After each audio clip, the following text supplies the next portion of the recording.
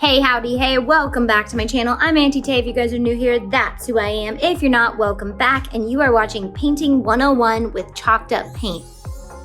A fun little secret I found out is a trick I use to turn any painted surface into a chalkboard.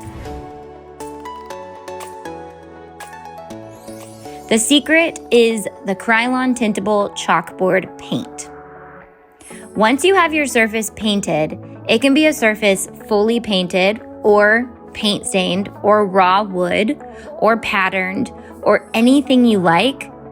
Paint over it with a coat of tintable chalk paint.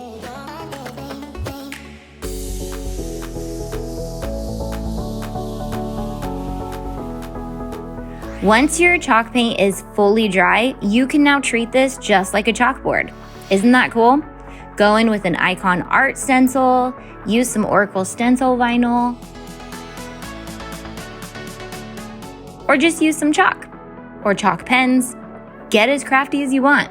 Just get crafty.